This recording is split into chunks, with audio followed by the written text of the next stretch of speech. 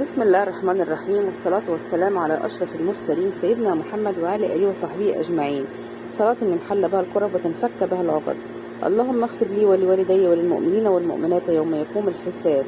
اللهم آمين يا رب العالمين. لو انت من متابعين حبايبي، يا ريت تحطي اللايك وتشوفي الحلقة للآخر وتشاركي الفيديو على قد ما تقدري، تدل على الخير كفاعله. ولو انت جديدة عندي في القناة، تعملي اشتراك وتبقي برضو من المتابعين حبايبي، وان شاء الله يوصلك كل جديد.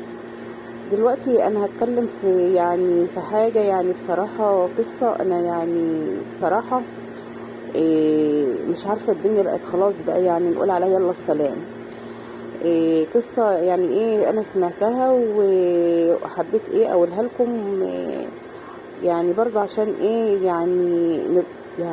نبقى حريصين. يبقى في مثل يقول لك حرص ولا تخون. مش عاوزين نخون، بس في نفس الوقت تبقي حريصه. مفيش حاجه النهارده اسمها صاحبه الانتيم، مهما تكون صاحبتك الانتيم برضو لازم تبقى حريصه وما بحيلهاش بكل اسرار. القصه هي ان كانت واحده في الكليه وحبت زميل لها، وزميلها حبها وخلاص اتفقوا على الجواز. وبعد ما خلصوا كلية راح تقدم لخطبتها وخطبها. وبعدين على ما برضو اهله برضو ساعدوه. وبعد حوالي سنتين تم الزواج. فجه زوجها قال لها لمراته بقى العروسة، قال لها واحنا لسه كده في اول يوم زواج، عايزين نبتدي حياتنا كده بالتقرب الى الله. فتعالي نتوضى ونصلي ركعتين لله، علشان خاطر ربنا يسعدنا وما يدخلناش حاجه وحشه. المهم قعدت تتهرب منه في موضوع الصلاه دوت، كل ما تقول له على عذر يسهله لها. فالمهم تقول له انا لسه عروسه، انا لسه بالفستان، انا حاطه لسه الميك اب. فالمهم بيقول لها عادي، الميك اب سيبي وشك وتوضي وبعد رجع حطي تاني بالفستان. يقول لها طب ماشي، اخلعي يا ستي الفستان وصلي. فالمهم لما لقت بقى مفيش فايده، فخلاص استسلمت وقالت هصلي. واضح انها ما كانتش بتصلي. فالمهم اتوضوا وصلوا، واقفين جنب بعض عشان يصلوا. وهو هو طبعا بيقيم الصلاه بقى وهي جنبه او وراه. فبعدين لقى فيه نفس كده جاي من وراه، وصوت مزعج جدا، وان هي بتخنقه وعايزه تموته. فالمهم طلع من الصلاه وبيشوف مين دي، لقاها هي. فاتخض من المنظر وجري منها وراح قافل عليه اوضه النوم بتاعته بالمفتاح. فالحمد لله. طب هيعمل ايه؟ هي فضلت ترزع على الباب وتخبط على الباب، عايزه تخش برضو تموته.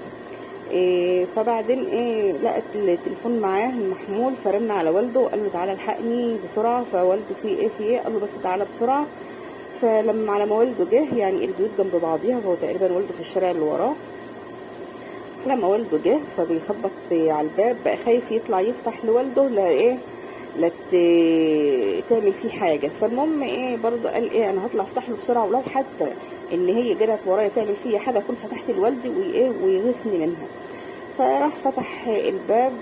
وبعدين لقوا الدنيا هو تسكت، فقعدوا يدوروا عليها، لقوها مغمى عليها في الحمام. المهم فوقوها وقعدوا يتكلموا.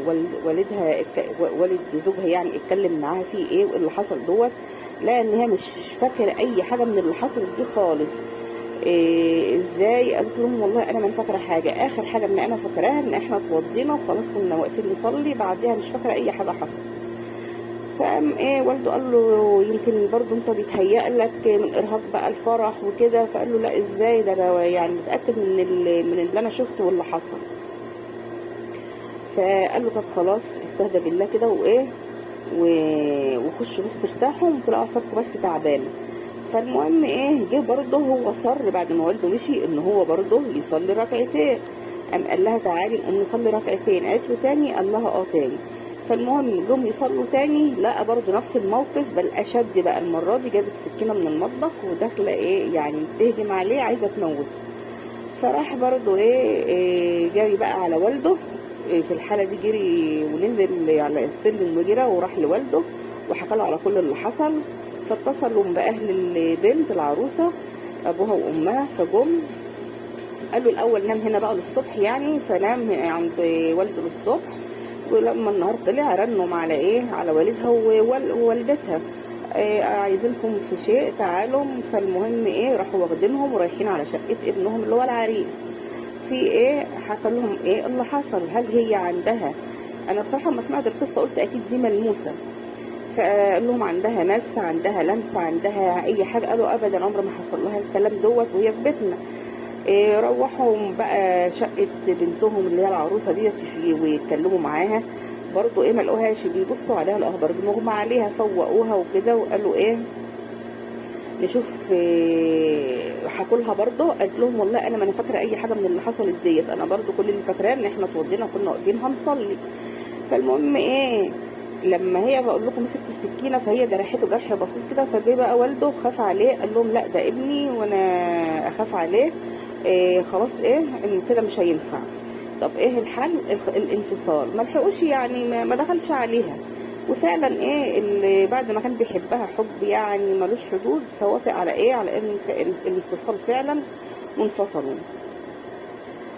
جه هو في بيت والدها وفي بيت والده وهي في بيت والدتها. وبعدين قعدوا مع بعض يعني يكلموا بعض في التليفونات عادي، وبقوا مستغربين. الاهالي مستغربه، طب لما انتوا بتحبوا بعض كده ايه اللي خلاكم ان انتوا يعني يعني ايه اللي خلاكي تعملي كده؟ فالمهم جه برضه قال لوالده انا مش قادره ابعد عنها وانا عايزه ارجع لها، انا بحبها ولو حتى هموت على ايديها بقى خلاص. فالمهم جه قال له طيب خدها بعد ما تعقد عليها تاني، وخدها واطلع اعملوا عمره. راحوا عملوا عمره.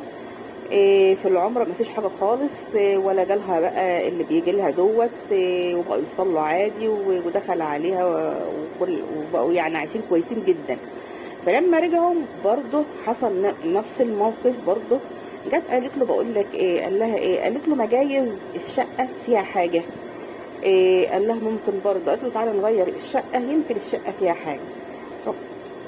فهي بقى جابت نجار بيفك لها العفش. فواحده زميلتها اللي هي الانتيم بقى وقفت في اوضه النوم، والنجار بيفك اوضه النوم. تيجي تقول لها تعالي اعملي معايا المطبخ، تعالي نزلي معايا الصيني، تعالي. تقول لها لا انا واقفه هنا مع النجار. بقوا مستغربين ان هي واقفه في اوضه النوم مش عاوزه تطلع منها ابدا. فجه النجار بقى هو بيفك الدولاب، فراحت موطيه خدت حاجه من تحت الدولاب تقريبا وراحت حطاها في جيبها. فالنجار بيقول لها في قالت له مفيش حاجه، وراحت بقى طالعه. فراح النجار شك وراح طالع قايل للعريس بقى، قال له ده حصل كذا كذا. فالمهم قال لزوجته. فراحت زوجته نادت لها وقالت لها تعالي في في اللي انت خدتيه من الدولاب وحطيتيه في جيبك؟ قالت لها لا مفيش. قالت لها لا في لا مفيش. المهم راحت هي حاطه ايديها في جيبها وشدت اللي في جيبها ده بالعافيه، لقيته سحر. ليه؟ اكني انت اللي سحرتيني، انت اللي عملتي فيا كده، انت اللي كنت عايزه تهدمي بيتي. قالت لها عشان انا ما كنتش عاوزاه يتجوزك، انا كنت بحبه، وبعدين ازاي انت تتجوزي وانا قاعده كده ما اتجوز؟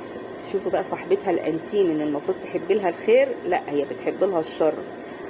فديت قصه يعني عظه فعلا، محدش يامن لحد في الزمن ده.